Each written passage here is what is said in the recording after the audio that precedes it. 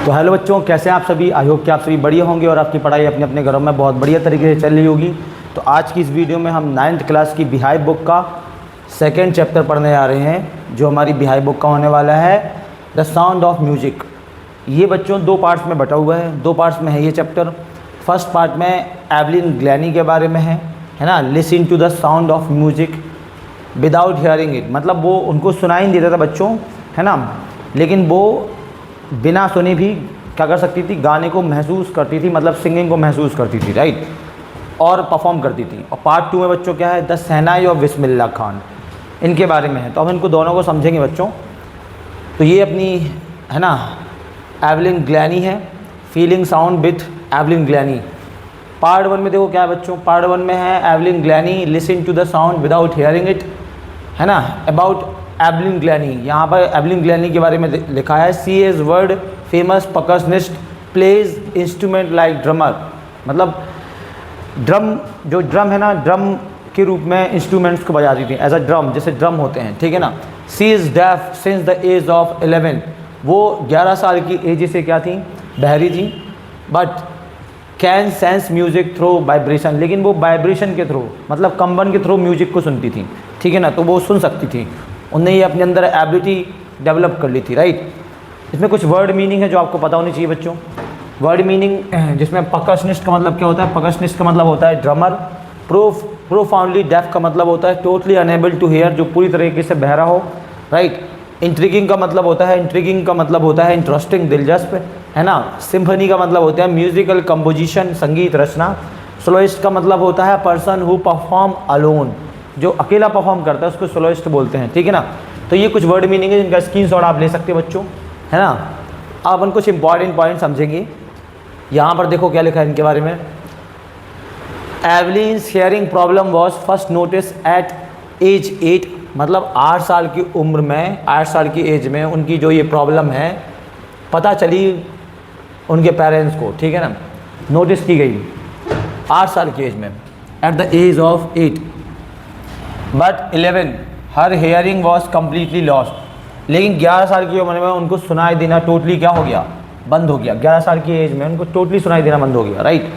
हर teacher, उनकी जो teacher थे Ron Forbes, helped her sense sound in different way, वो उनकी मदद करते हैं साउंड को डिफरेंट वे में सुनने में, through vibration in her body, कि वो अपनी बॉडी की हेल्प से, बॉडी में कंपन की मदद से क्या करें, बॉडी में कंपन की मदद से साउंड को सुने, ऐसे मदद करते हैं। उन्होंने तरीका बताया था। She practice hard and got admission into Royal, उन्होंने बहुत प्रैक्टिस की और उन्हें रॉयल एकेडमी ऑफ म्यूज़िक, जहाँ पर म्यूज़िक सिखाया जाता था, वहाँ पर उनको एडमिशन मिला लंदन में थी ये Royal Academy, right. She learn to play over 100 instruments, मतलब 100 इंस्ट्रूमेंट्स से भी ज़्यादा उन्होंने बजाना सीखे instrument, and became a famous soloist, और वो मतलब अकेले परफॉर्म करने वाली एक फेमस सोलोइस्ट बनी, मतलब जो अकेले परफॉर्म करते हैं स्टेज में। सी परफॉर्म ग्लोबली, उन्होंने ग्लोबली परफॉर्म किया, एंड इंस्पायर्स मैनी, और बहुत सारे लोगों के लिए वो प्रेरणादायक बनी, मतलब प्रेरणा दी उन्होंने कि भाई भले ही आपके अंदर कोई डिसेबिलिटी है, लेकिन आप अपने अंदर एक नई एबिलिटी विकसित करके अपने आप को क्या कर सकते हैं, दुनिया के सामने एक उदाहरण बन सकते हैं, ठीक है ना। दुनिया के सामने एक आप अच्छा उदाहरण बन सकते हैं। डिटर्मिनेशन एंड हार्ड वर्क, यहाँ पे मैसेज मिलता है हमें कुछ, determination and hard work can overcome any disability. हम किसी भी डिसेबिलिटी से बाहर निकल सकते हैं अगर हमारे अंदर डिटर्मिनेशन है और हार्ड वर्क है, राइट, हम हार्ड वर्क कर पाते हैं। म्यूज़िक इज़ अ फीलिंग, उनके हिसाब से म्यूज़िक एक फीलिंग थी, नॉट जस्ट अ साउंड, है ना। ये मैसेज हमें मिलता है इस चैप्टर के बारे में पढ़ने से, कि है ना, एवलिन ग्लैनी के बारे में पढ़ने से, कि म्यूज़िक क्या एक फीलिंग है ना, नॉट जस्ट अ साउंड, केवल एक साउंड नहीं है बच्चों। तो ये चीज़ें आपको दिमाग में रखनी है, आई थिंक आपको समझ में आया होगा। अब इसकी क्वेश्चन आंसर्स को देख लेते हैं बच्चों। पहला क्वेश्चन है, how old was Evelyn when she went to Royal Academy. अभी मैंने बताया था Evelyn was not even 70, Evelyn बच्चों 17 साल की भी नहीं थी, है ना। When she went to the Royal Academy of Music, जब उन्हें एडमिशन कहाँ मिल गया था, रॉयल एकेडमी ऑफ म्यूज़िक में, है ना, रॉयल एकेडमी ऑफ म्यूज़िक, जहाँ पर म्यूज़िक सिखाया जाता था लंदन में, रॉयल एकेडमी ऑफ म्यूज़िक में, वहाँ पर उन्हें एडमिशन मिल गया था, ठीक है ना, एवलिन ग्लैनी को। अगला क्वेश्चन देखो बच्चों क्या है। अगला क्वेश्चन है आपका, when was her deafness first notice, कब उनकी डेफनेस को पहली बार नोटिस किया गया, व्हेन वाज इट कंफर्म, और कब कंफर्म हुआ। तो मैंने आपको बताया था उनकी डेफनेस पहली बार नोटिस हुई थी बच्चों 8 साल की उम्र में। हर डेफनेस वाज, ये क्वेश्चन से ही लिख देना अपन को, her deafness was noticed when she was 8 year old, जब वो 8 साल की थी तब उनकी डेफनेस को नोटिस किया गया था कि वो बहरी है। And it was confirm when she was around 11 year old, और ये कंफर्म कब हो गया बच्चों, जब वो 11 साल की हो गई तो ये कंफर्म हो गया कि वो पूरी तरीके से क्या है, बहरी है, उन्हें सुनाई नहीं देता है, ठीक है ना। तो ये आंसर आप लिख सकते हो, तो इसका आप स्क्रीनशॉट ले सकते हो, है ना। चलो अगला क्वेश्चन देखते हैं। अगला क्वेश्चन क्या है, अगला क्वेश्चन है हु हेल्प्ड हर, किसने उनकी मदद की, ठीक है ना, म्यूज़िक को कंटिन्यू रखने में। What did he do and do, what did he do and से, है ना, उन्होंने क्या किया और कैसे, मतलब क्या कहा उन्होंने। तो रॉन फोर्ब्स जो थे उनके, रॉन फोर्ब्स जो थे उन्होंने उनकी मदद की। Helped her to continue with music, मतलब म्यूज़िक को कंटिन्यू रखने में उनकी हेल्प की, क्योंकि उन्होंने उनका पोटेंशियल क्या कर लिया था, पोटेंशियल पहचान लिया था कि भाई वो कितना, उनको मतलब कितना ज़्यादा अंदर उनकी पोटेंशियल है। Spotted her potential and said, उन्होंने उनका पोटेंशियल क्या कर लिया था बच्चों, पहचान लिया था। एंड कहा कि don't listen through your ears, उन्होंने एवलिन ग्लैनी से कहा रॉन फोर्ब्स ने कि अपने कानों से मत सुनो साउंड को, ठीक है ना, कानों से मत सुनो साउंड को, try to sense it some other way, कि किसी और तरीके से साउंड को सुनो, है ना। ही बिगेन, अब उन्होंने कैसे स्टार्ट किया, he began by tuning to large drum to different notes, अलग अलग नोट्स में, है ना, उन्होंने स्टार्ट किया ड्रम को बजाकर उनकी ट्यूनिंग के वाइब्रेशन के थ्रू। तो इस तरीके से आप याद रख सकते हो इसका आंसर। तो बहुत ईजी सा आंसर है, रॉन फोर्ब्स ने हेल्प की। अगला देखो, नेक्स्ट क्वेश्चन क्या है हमारा, name the various places and causes for which Evelyn perform, ठीक है ना। देखो उन्होंने किस किस जगह में मतलब परफॉर्म किया, किन किन जगहों पर परफॉर्म किया, हमसे ये पूछा गया है, ठीक है ना। तो देखो Evelyn Glennie perform at regular concert, charity events में उन्होंने परफॉर्म किया, रेगुलर कंसर्ट करे उन्होंने, फ्री परफॉर्मेंस भी दी उन्होंने प्रिजन में, वहाँ की जेलों में, वहाँ पे उन्होंने फ्री परफॉर्मेंस दी, एंड हॉस्पिटल्स में उन्होंने फ्री परफॉर्मेंस दी। She also gives high priority to classes, मतलब उनको वो ज़्यादा प्रायोरिटी देती थी क्लासेस को, यहाँ पे है ना क्लासेस लिखा है, और यंग म्यूजिशियंस को ज़्यादा प्रायोरिटी देती थी, जो यंग म्यूजिशियन थे उनको सिखाने में ज़्यादा प्रायोरिटी देती थी। She perform all over the world, उन्होंने हर जगह लगभग परफॉर्म किया वर्ल्ड में, है ना, स्प्रेडिंग द मैसेज, और एक मैसेज फैलाया सब जगह, ठीक है ना, कि म्यूज़िक कैन बी फेल्ट, कि म्यूज़िक को हम महसूस कर सकते हैं, एंड एन्जॉयड बाय एवरीवन, कि म्यूज़िक को किसी के द्वारा भी इन्जॉय किया जा सकता है और किसी के द्वारा भी फील किया जा सकता है, रिगार्डलेस ऑफ फिजिकल एबिलिटी, मतलब बिना किसी, मतलब भले ही कोई फिजिकल एबिलिटी क्यों ना रही है आपके अंदर, कोई भी आपको शारीरिक रूप से कोई भी एबिलिटी आपके अंदर रहे, फिजिकल एबिलिटी, लेकिन आप क्या कर सकते हो, म्यूजिक को बिना इन सब चीज़ों के भी क्या कर सकते हो, फील कर सकते हो और इन्जॉय कर सकते हो। तो ये आंसर आपको लिखना है बच्चों, आप इसको स्क्रीनशॉट ले सकते हैं, ठीक है ना। ये रॉन फोर्ब्स उनके क्या थे, टीचर थे जिन्होंने उनकी हेल्प की थी। अगला क्वेश्चन देखो बच्चों क्या है, अगला क्वेश्चन है how does Evelyn hear music, Evelyn जो है वो कैसे म्यूजिक सुनती थी। तो Evelyn hear music by feeling the vibration, बच्चों वो वाइब्रेशन को फील करती थी, ठीक है ना, वाइब्रेशन के थ्रू म्यूजिक को सुनती थी। The sound of the sound in different parts, अपनी बॉडी के अलग अलग हिस्सों से, है ना। हर टीचर रॉन फोर्ब्स, उनके जो टीचर थे Ron Forbes, taught her to sense music, उन्होंने सिखाया था कि म्यूजिक का सेंस लो, नॉट थ्रू हर ईयर्स, कानों से मत लो, but through her body parts, अपने बॉडी पार्ट से लो, लाइक चीक बोन्स, है ना, गालों में जो आपकी हड्डियाँ उनसे, फीट से, है ना, पैरों से, एंड फिंगर टिप्स, और हाथ की उंगलियों से, ठीक है ना। She listen to music, she listen to music by feeling its vibration, जो उनकी बॉडी में वाइब्रेशन होता था उसके थ्रू बच्चों को क्या सुनती थी, म्यूज़िक को सुनती थी। विच मेक्स हर रिमार्केबल, ये एकदम उल्लेखनीय एग्जाम्पल बन गया डिटर्मिनेशन का और टैलेंट का, जो उनके अंदर ये टैलेंट विकसित हुआ, ये समाज के लिए, सोसाइटी के लिए एक उल्लेखनीय एग्जाम्पल है, ठीक है ना, डिटर्मिनेशन और टैलेंट का, कि कितना दृढ़ संकल्प और कितना टैलेंट था उनके अंदर। तो ये आपको आंसर लिखना है। तो बच्चों को क्या ऐसे सुनती थी म्यूजिक को, फीलिंग द वाइब्रेशन, वो वाइब्रेशन को फील करती थी, music by feeling the vibration of the sound in different parts of her body.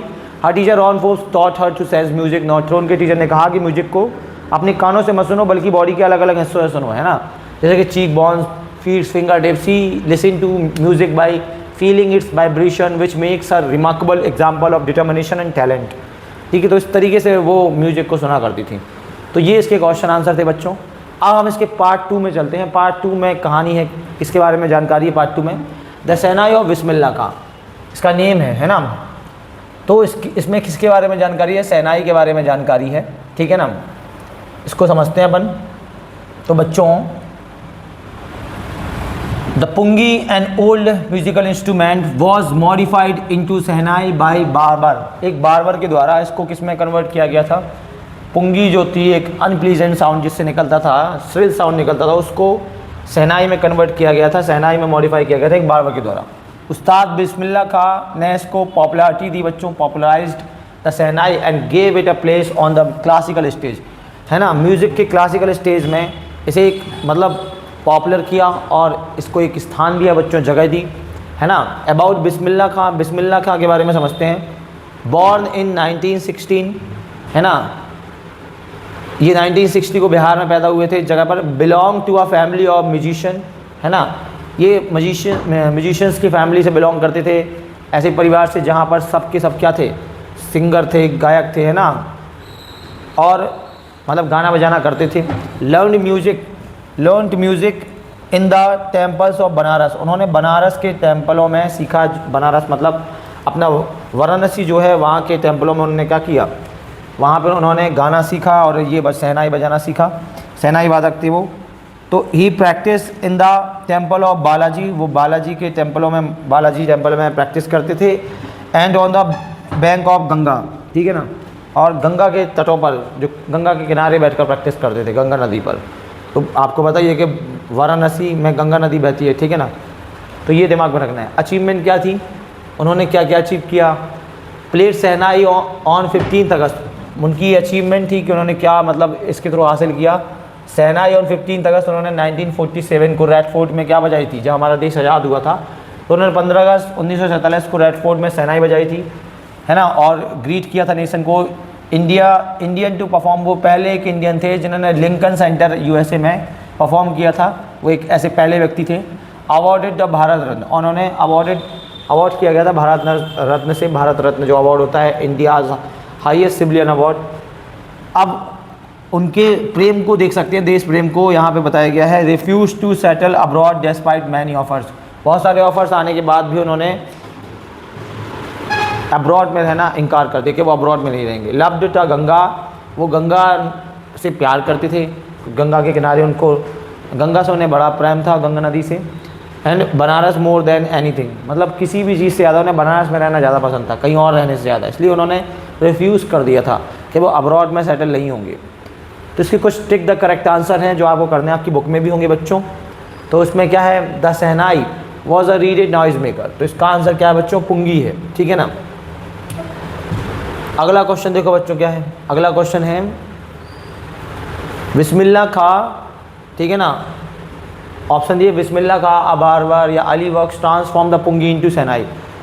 सहनाई में किस में कन्वर्ट किया था? तो आपको बताया था मैंने, पुंगी को सहनाई में कन्वर्ट किया था बार्बर ने, ठीक है ना, एक बार्बर ने। बच्चे बिस्मिल्लाह खां समझ लेते हैं, लेकिन बिस्मिल्लाह खां नहीं किया था, बार्बर ने किया था, ठीक है ना। बिस्मिल्लाह खां पैटर्नल एंसेस्टर वर कौन थी? बार्बर थी, मतलब उनकी पूर्वज कौन थे? एंसेस्टर मतलब पूर्वज होता, या प्रोफेशनल म्यूजिशियंस, तो प्रोफेशनल म्यूजिशियंस थे, है ना, वो सब लोग गाना बजाना करना जानते थे, प्रोफेशनल थे एकदम। उनके जो पूर्वज थे, एंसेस्टर का मतलब क्या है? पूर्वज है बच्चों, पूर्वज।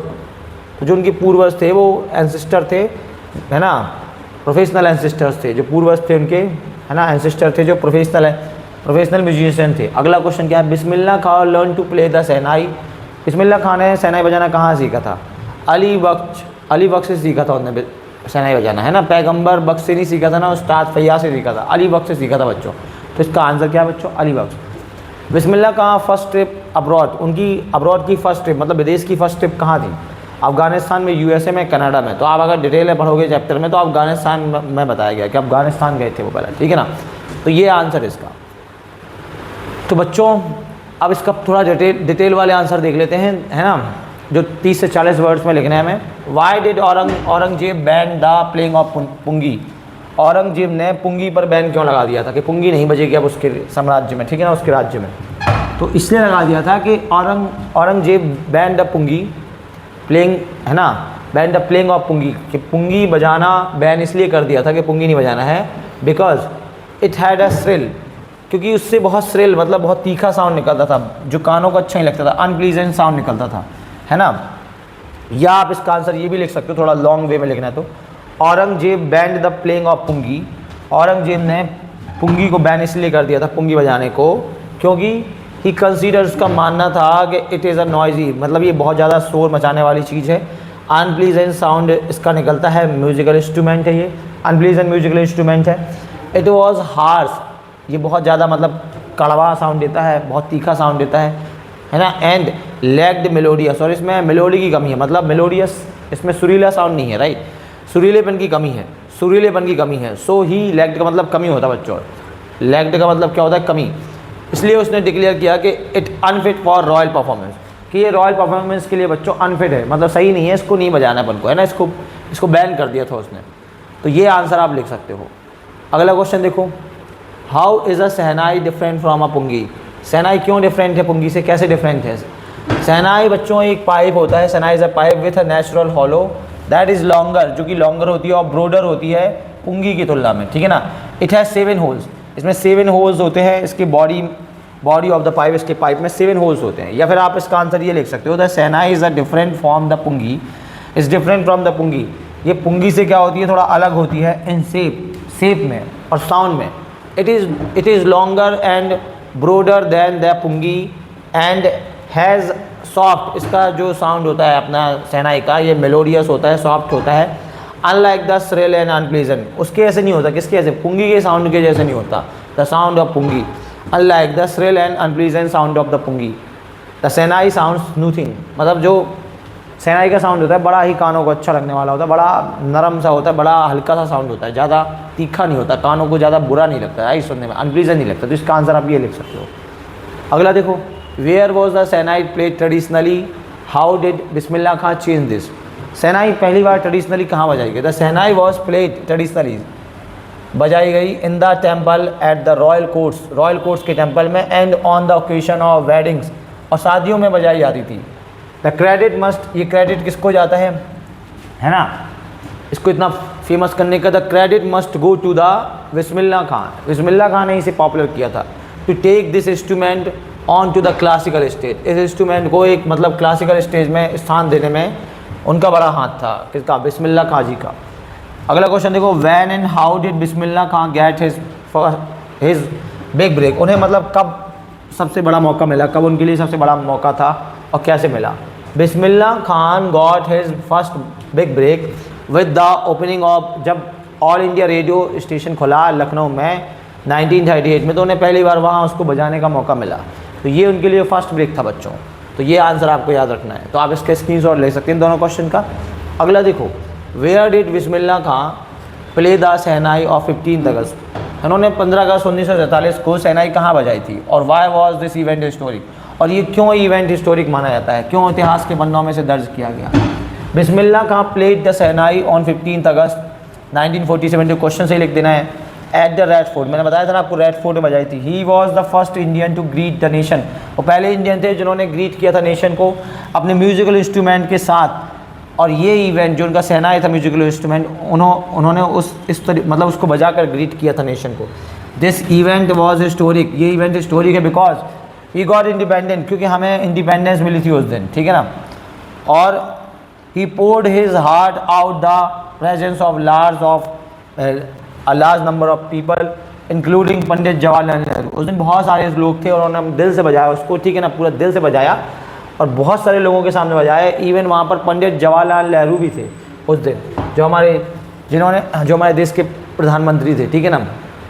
अगला देखो, why did Bismillah Khan refuse to start a shehnai schooling in the USA, मतलब उन्होंने क्यों इनकार कर दिया कि वो USA की स्कूलों में उन्हें ऑफ़र मिला था, लेकिन उन्होंने इनकार कर दिया। क्यों इनकार कर दिया कि USA के स्कूलों में वो शहनाई नहीं परफॉर्म करेंगे या शहनाई नहीं बजाएंगे ना सिखाएंगे, राइट।